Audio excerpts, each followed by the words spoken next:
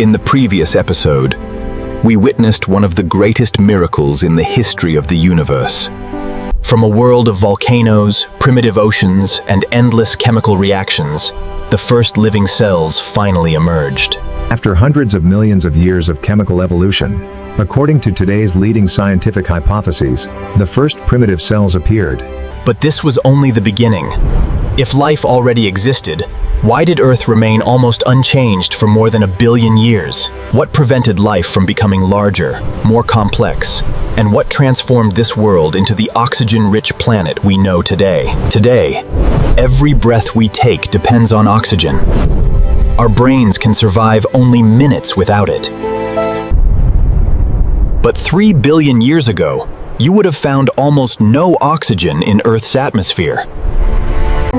The oceans contained enormous amounts of dissolved iron, while the atmosphere was rich in carbon dioxide, methane, water vapor, and volcanic gases. Tiny single-celled organisms survived, reproduced, and evolved in the ancient oceans for hundreds of millions of years. So, what changed? What transformed an oxygen-free planet into one where every complex organism would one day depend on oxygen? Scientists believe the turning point began with organisms so small that they were invisible to the naked eye: cyanobacteria. They were not the first animals. They were not the first plants. They were photosynthetic microorganisms. Unlike many earlier organisms that relied on chemical reactions, cyanobacteria learned to capture energy directly from sunlight. This remarkable process became known as photosynthesis, using sunlight, water, and carbon dioxide to produce food. But photosynthesis produced something unexpected, a byproduct that would eventually transform the entire planet: oxygen. At first, it seemed insignificant. How could tiny microorganisms possibly change an entire planet? Yet Earth's history has shown time and again that the greatest revolutions often begin with the smallest changes. Millions of years passed, then tens of millions, then hundreds of millions. Cyanobacteria continued to grow, divide, and harvest sunlight every single day. At first, nearly every oxygen molecule reacted immediately with dissolved iron in the oceans. Almost none reached the atmosphere. Those reactions left behind enormous deposits of iron oxide, rocks that still preserve the story of Earth's ancient oceans billions of years later. But eventually, the oceans could no longer absorb all of the oxygen being produced.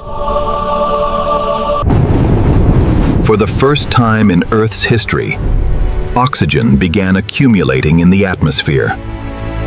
But instead of bringing life immediately, oxygen became a deadly poison for many of the organisms already living on Earth. The very gas that sustains nearly all complex life today was once toxic to most life on the planet. This was the oxygen revolution, one of the most important and devastating events in our planet's history. Strangely, for hundreds of millions of years, the oxygen released by cyanobacteria barely changed Earth's atmosphere. Where did it all go?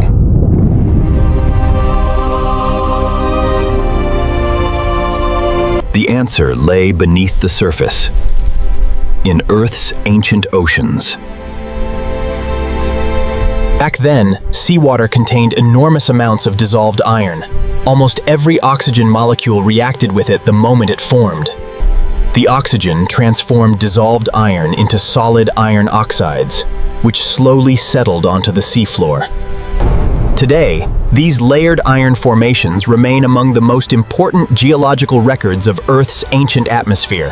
For an unimaginably long time, the oceans acted like a giant trap, absorbing nearly every new molecule of oxygen. But every trap has its limit. As most of the dissolved iron was finally exhausted, oxygen began to escape. At last, oxygen began escaping the oceans and accumulating in Earth's atmosphere. The transformation had finally begun. The rise of oxygen was unimaginably slow, not centuries, not thousands of years, but millions upon millions of years. If you could stand here with human eyes, you would never notice the change. But over hundreds of millions of years, at first, it sounded like wonderful news. Oxygen was rising. Earth seemed ready for a brighter future. But the reality was the exact opposite. For most living organisms, oxygen was not a gift. It was a poison. These ancient organisms had evolved in a world without oxygen. Their cells had never faced such a highly reactive molecule before. Countless anaerobic lineages could not adapt. Entire branches of evolution disappeared from Earth's history in what may have been the planet's first global biological crisis. This catastrophe was not caused by an asteroid, not by volcanoes, and not by climate change.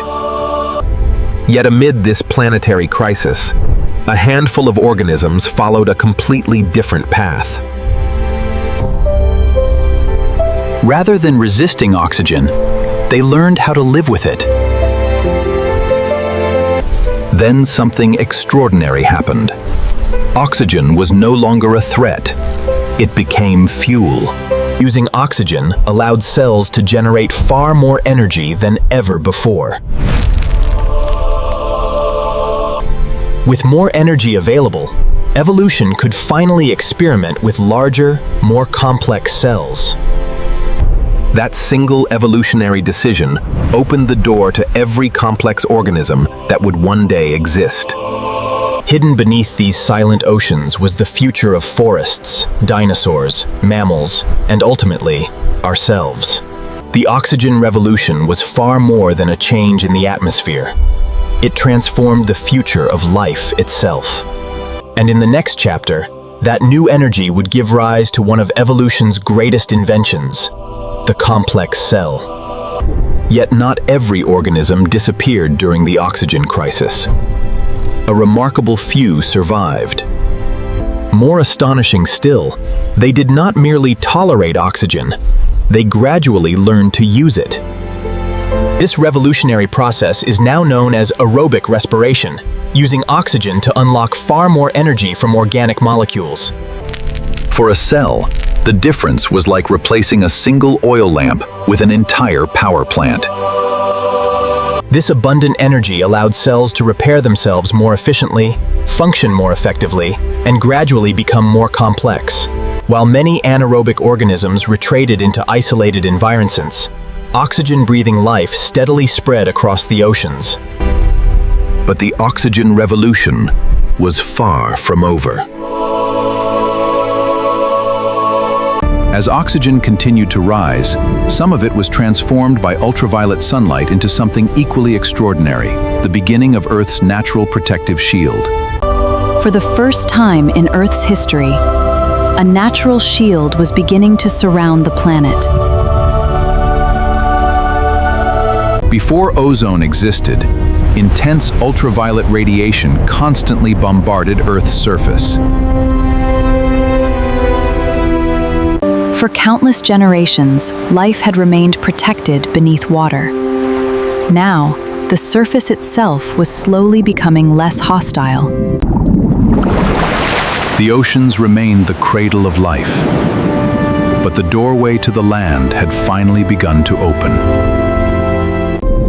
Without the oxygen revolution, there would have been no ozone layer, and the surface of Earth would have remained an unforgiving world.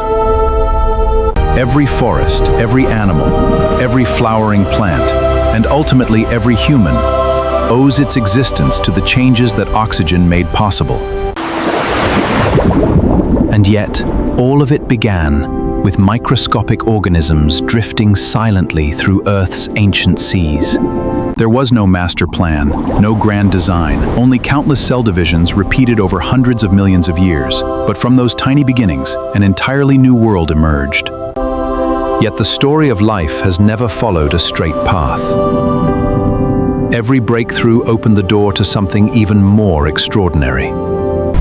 But what if two completely different cells did not compete? What if they chose to live together? Could cooperation create something stronger than either cell alone? According to today's scientific evidence, a partnership like this may have changed the future of life forever.